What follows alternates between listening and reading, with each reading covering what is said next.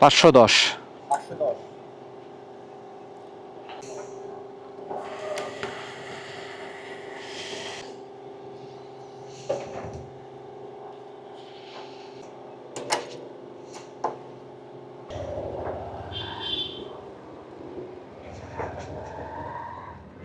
আসসালামু আলাইকুম, this is your brother Sajid Rahman.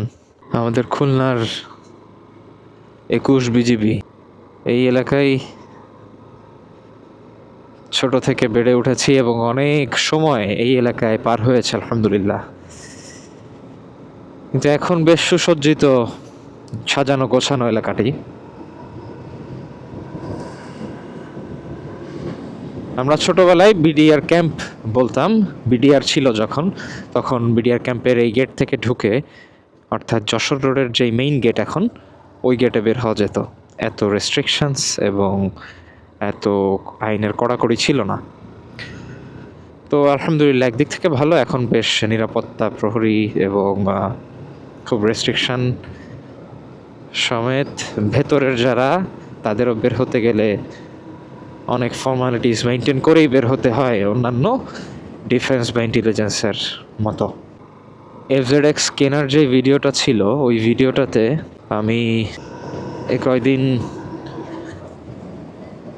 বেশ ব্যস্ততার কারণে FZX নিয়ে যেই ভিডিওগুলা করার টাইম মেনটেন করতে পারছি না। আজকে বের হয়েছি ও প্রোডাক্টিভ কিছু কাজে।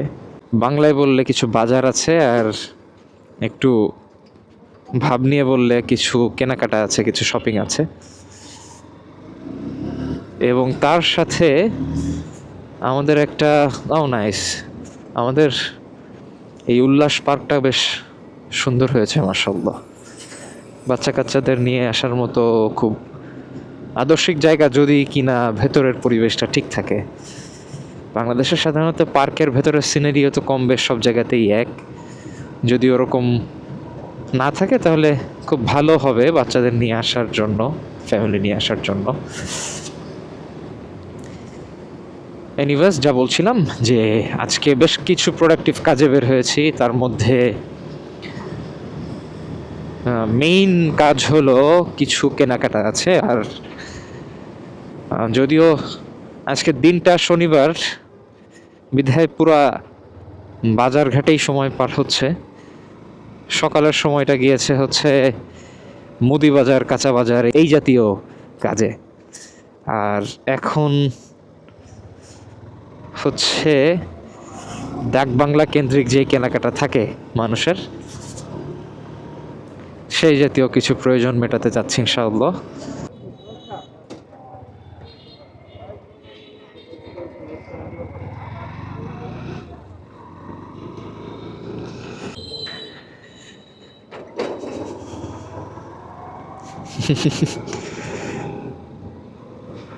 আমার কলেজ দেখছে কুকুরটা।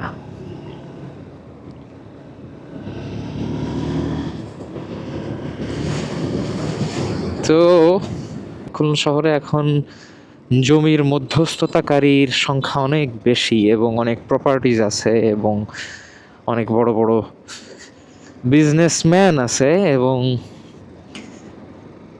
সহজ বাংলায় দালাল যারা আছেন, অনেকে তো এই পেশাটাকে খুবই অপছন্দ করেন এবং একটা বাজে কথা, বাজে শব্দের সাথে তুলনা করেন।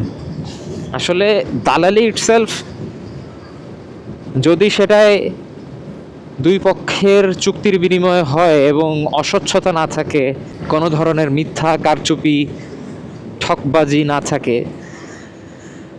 যেহেতু আমি আলেম নই, তবে আমার দৃষ্টিতে যতটুকু মনে হয় যে নাথিং রং ইন দ্যাট। কিন্তু আমাদের দেশে এই পেশাটা আসলেই একটু বেশি পচে গিয়েছে।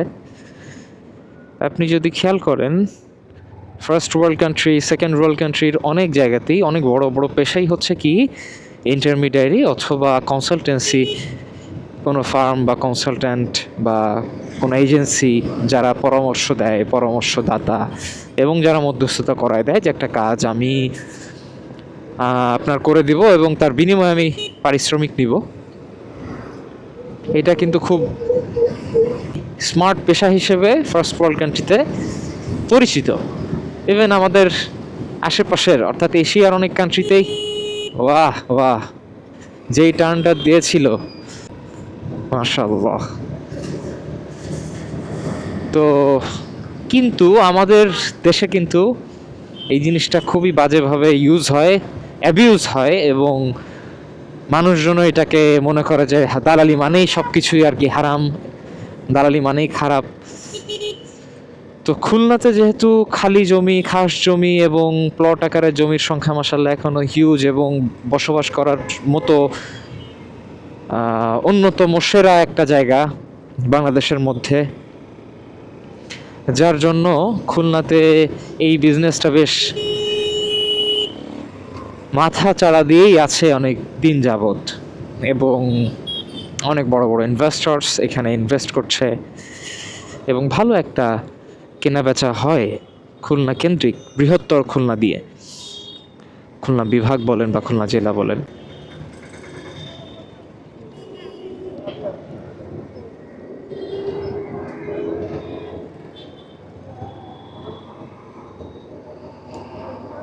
কি যেন হচ্ছে এখানে, যাই হোক এখন অনেক কিছুই হচ্ছে, বোঝার উপায় নাই।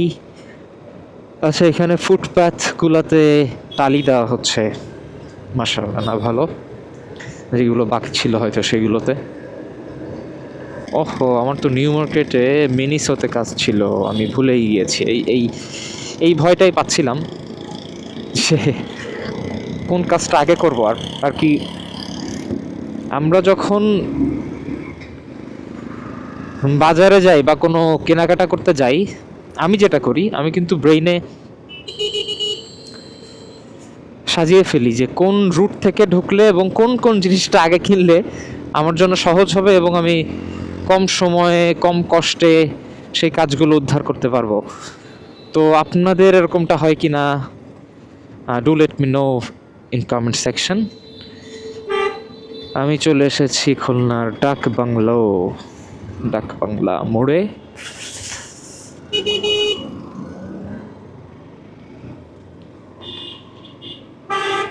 আর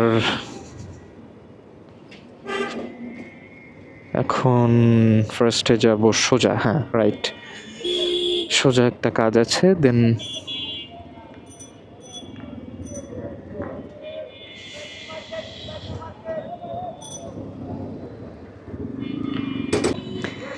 শীতকালের দুপুর মানেই চরম লেভেলের ঘুম, ক্লান্তি এবং একটা কি সুন্দর যে ঘুম আসে যা বলার মতন না,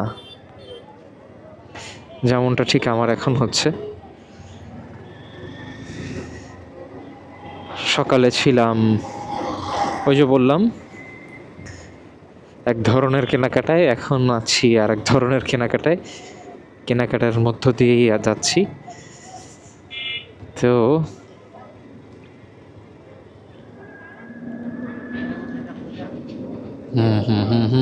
কোথায় পার্ক করি, প্রথম কাজ হচ্ছে এটা মারা, দ্বিতীয় কাজ হচ্ছে এটার, এইগুলো কি খুলে নিয়ে গেছে নাকি আসলেই ভেঙে চড়ে গেছে, আল্লাহ নোজ বেস্ট। বাইকটা ওই সাইডে পার্ক করে আসলাম, একদিকের কাজ শেষ আলহামদুলিল্লাহ। এখন আমার আবার ইউটার্ন নিয়ে আসতে হবে। ইউটার্ন নিয়ে আসবো নাকি ওই দিক থেকে ঢুকবো? ইয়া আল্লাহ, এখানে তো বিশাল, ওই দিক থেকে ঘুরেই আসি, ফিয়ামানিল্লাহ, দেখা যাক। এখন যদি আবার আসরের আজান হয়ে গেছে, আল্লাহ না করুক এইদিকে আমি আবার জ্যাম না পাই, যেই ভয়ে থাকিস অলওয়েজ।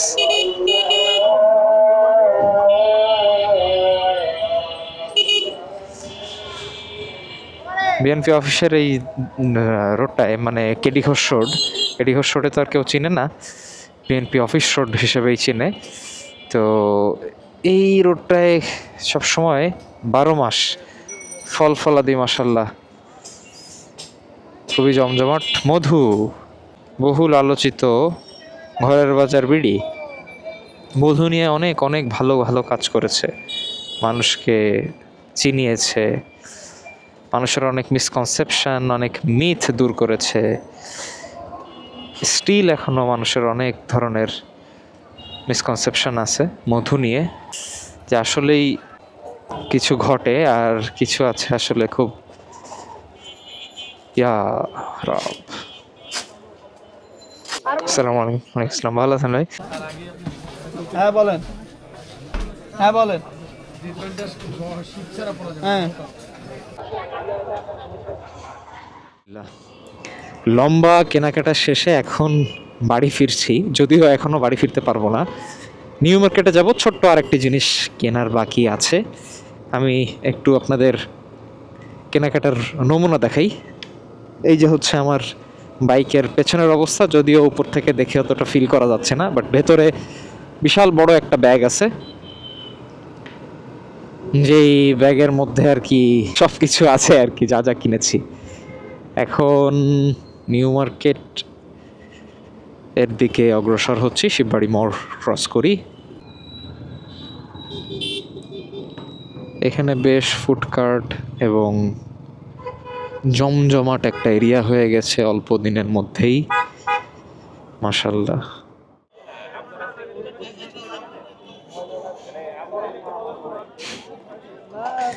মিট বক্স এখন বেশ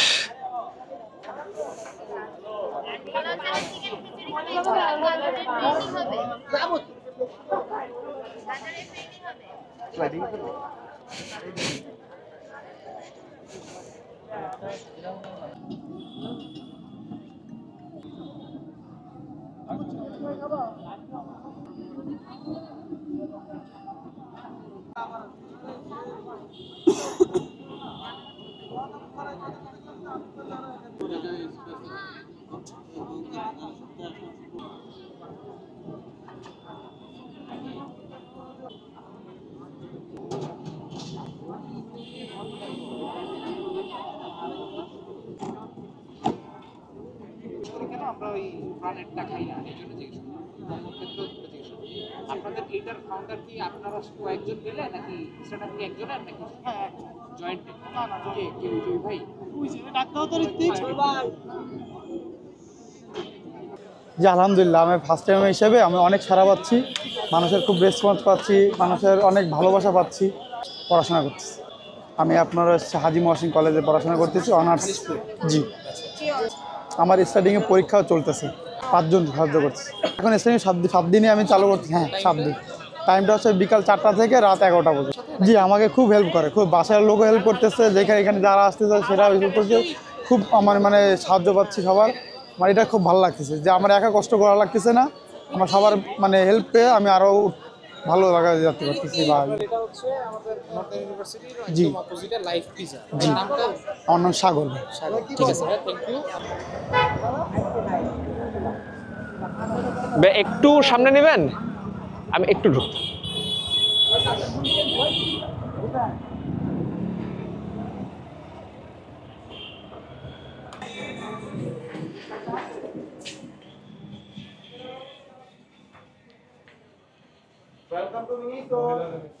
থ্যাংক ইউ। হেলমেট কি রাখতে হবে?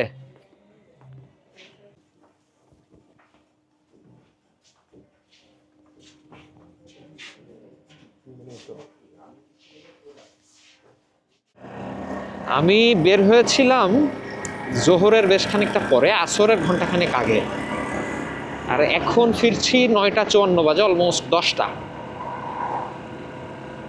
তাহলে আমি যদি 3:30টাই ধরি, 3:30 থেকে 4:30, 5, 6, 7, 8, 9, এইদিকে হচ্ছে 6 ঘন্টা, 6.5 ঘন্টা। 6.5 ঘন্টা আমি হচ্ছে বাইরে ভালোভাবে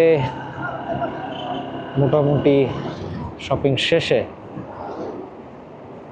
বাড়ি ফিরতে পারছি আলহামদুলিল্লাহ। আমরা যারা ফ্যামিলি পার্সন, ফ্যামিলি মেনটেন করি এবং ফ্যামিলিকে খুশি রাখার চেষ্টা করি, প্রত্যেকেরই এই স্ট্রাগলের, এই হ্যাপিনেসের গল্প আছে, কম আর বেশি, এক একজনের গল্পটা এক এক রকম। আমি আজকে শনিবার বিধায় ফ্যামিলির পেছনেই বলা যায় পুরো সময়টাই দিলাম, কারণ মাসে বা উইকে অন্য কোনো সময় এইভাবে আসলে দেওয়ার সুযোগ থাকে না বা হয় না।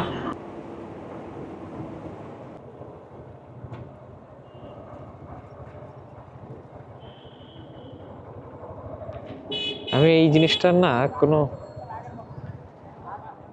কারণ বুঝে উঠতে পারি না যে কি কারণে নাম্বার প্লেট খুলে ফেলে, পেছনের মাড গার্ড খুলে ফেলে। আসলে কি ভালো লাগে দেখতে? জিক্সার ইউজাররা কাইন্ডলি কমেন্টে জানান যে আমি 90% জিক্সার ইউজার ইয়াংদের দেখি, তারা মাডগার্ড এবং নাম্বার প্লেটের যে স্ট্যান্ড বা নাম্বার প্লেটটা যেখানে হোল্ড করে সেই জায়গাটাই রাখে না, সেই জায়গাটাই উধাও করে ফেলে। এই জায়গাটা খালি থাকলে কি আসলেই সুন্দর দেখায়, নাকি জিক্সারের যে মাডগার্ডটা দেওয়া সেটা তো বেশ স্পোর্টি এবং দেখতেও বেশ লুক্রেটিভ? এটা প্রেফারেন্স ঠিক আছে, যে সাবজেক্টিভ ব্যাপার, লুকের ব্যাপারটা, কিন্তু একেবারে এই জিনিসটাকে উধাও করে ফেলাটা ঠিক কতটা দেখতে ভালো লাগে।